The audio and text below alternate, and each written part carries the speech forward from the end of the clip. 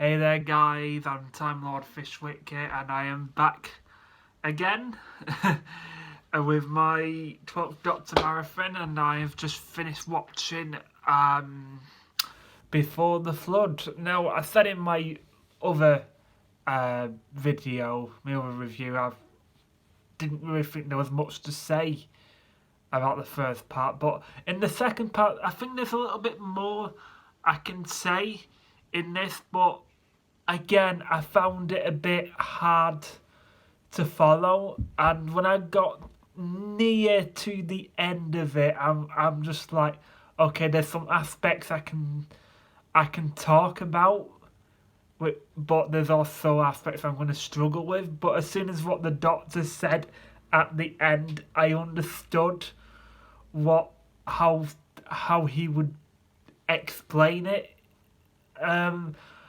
Well, it's so I understand the beginning when the doctor was talking about the bootstrap the bootstrap paradox with him when he said he met Beethoven, and going back in time and like nobody's heard of Beethoven, um, and the doctor like gives all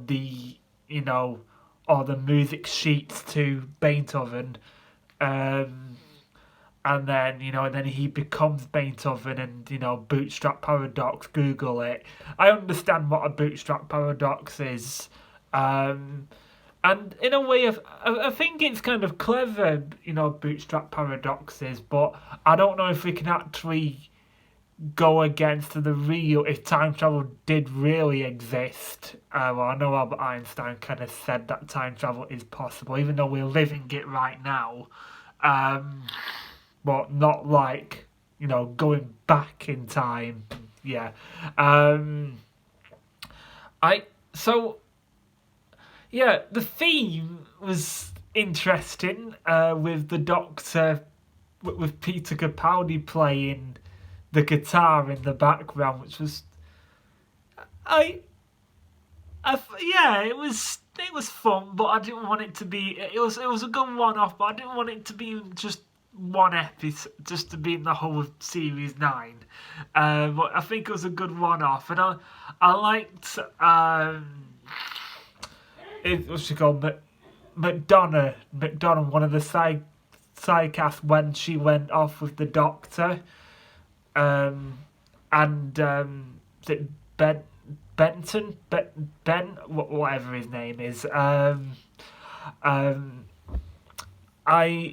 loved her reaction when she says, "Oh, it's big." When she reacts to the TARDIS when the Doctor walks off and says, "Oh, it's big on the inside. It's big on the inside." I thought, oh, I like that.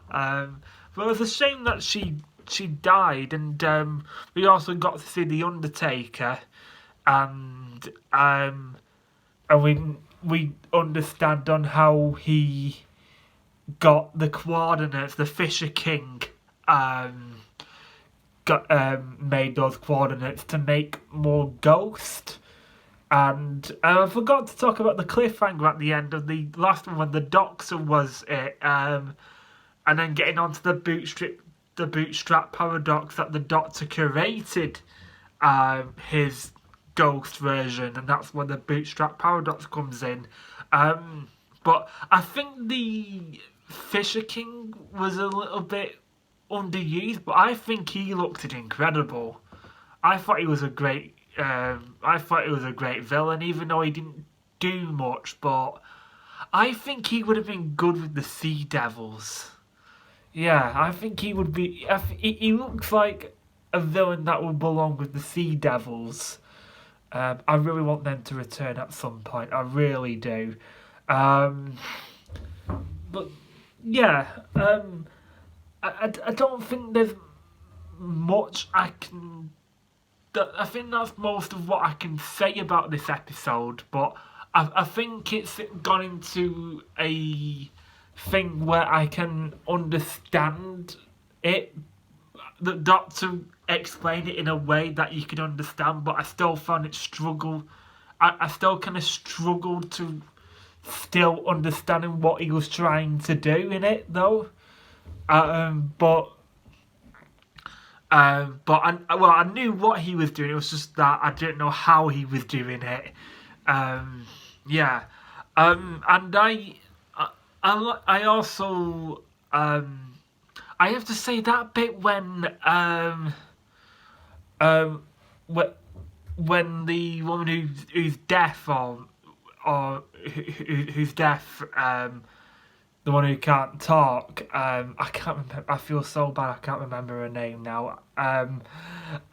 When one of the ghosts was like, coming close to her, I thought that was kind of horrifying.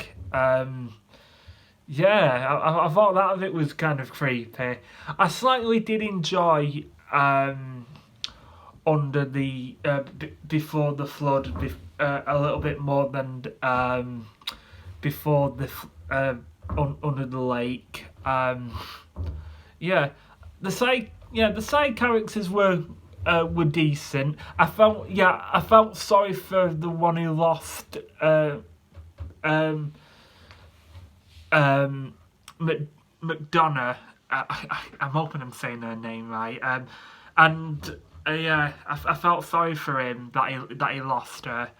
And I also liked how the Doctor just couldn't escape that where they ended up half an hour earlier, and they had to keep out of sight before half an hour them have to catch up with them. And I was liking how he was trying to save her, but the Doctor was just like saying no, you can't do this.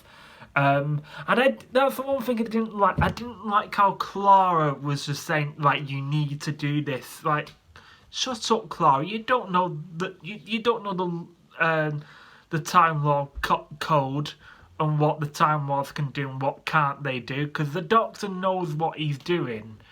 Yeah, it's one part I just didn't like about Clara. This is where Clara just annoys quite a lot of people if you're not a fan of Clara, when she just bosses the Doctor around.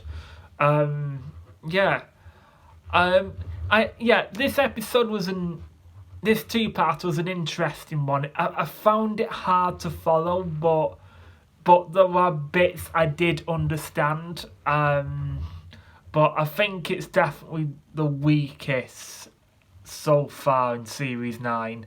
And I forgot to rate the other one, Under the Lake. I gave it a 5 in the description in the app one because I forgot to say it. I still give it a 5. With this one, I give it again. I give it a 6 because I did like the Fisher King. I thought he looked great. I just felt like he was a bit underused.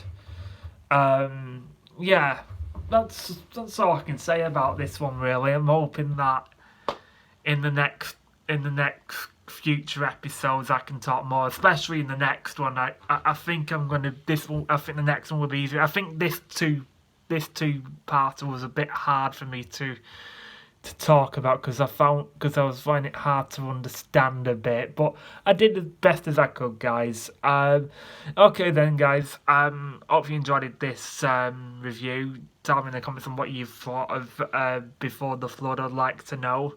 And if you enjoyed this video, give me a like and subscribe to me for future content. So I shall see you in The Girl Who Died with Maisie Williams. So this will be interesting. So I shall see you next time. Bye for now.